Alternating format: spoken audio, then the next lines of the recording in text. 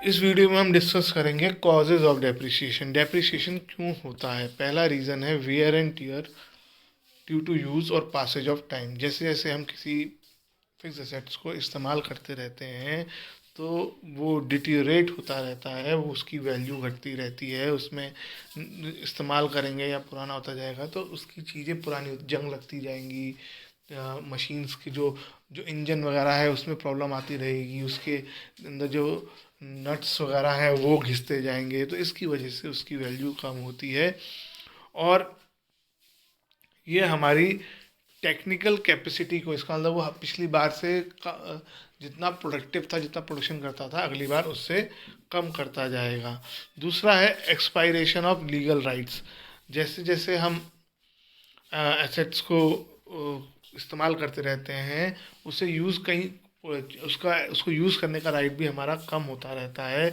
कई बार कुछ एसेट्स ऐसे होते हैं जिनको हम फिक्स टाइम के लिए ही यूज़ कर सकते हैं। सपोज़ हमें गवर्नमेंट से परमिशन मिली, एक लाइसेंस मिला है 5 ईयर्स के लिए यूज़ करने का, तो जैसे जैसे टाइम निकलता रहेगा हमारे उसकी यूज़ करने के राइट्स ख़त्म होते जाएंगे, तो वैसे वैसे उसकी वैल्यू कम होती जाएगी हमारे लिए।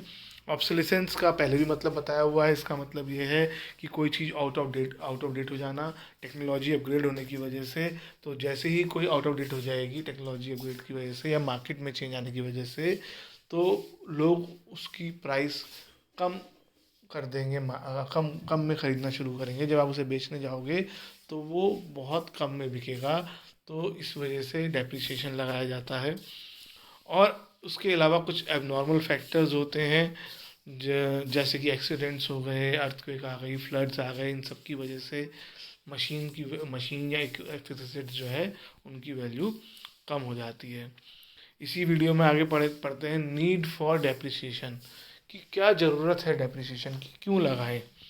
तो पहला रीज़न है कॉस्ट एंड रेवेन्यू को मैच करना।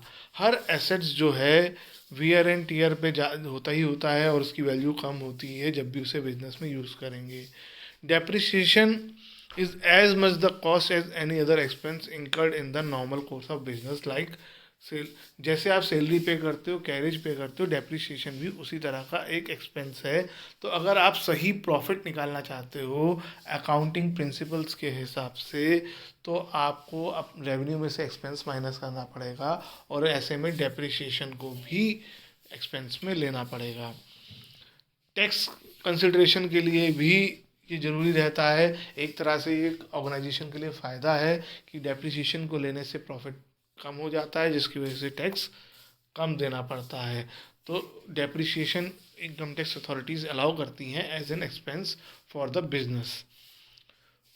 उसके अलावा अगर आप एसेट्स को हमेशा उस वैल्यू पे दिखाते रहो जितने में आपने उसे ख़रीदा है, आपने 10 लाख में ख़रीदा है, आप 5 साल भी उसकी वैल्यू बैलेंस शीट में 10 लाख लिख रहे हो, तो वो सही नहीं है।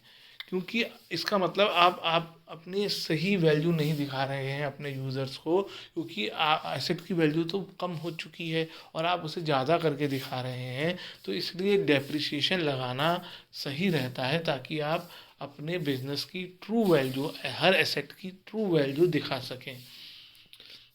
उसके अलावा जो हमारे लॉज हैं, income tax laws, company law या जितने भी लॉज हैं, अकाउंटिंग के भी जो रूल्स हैं, वो ये कहते हैं कि आप हर एसेट को डेप्रिशिएट करके उस दिखाना चाहिए, बुक वैल्यू पे दिखाना चाहिए।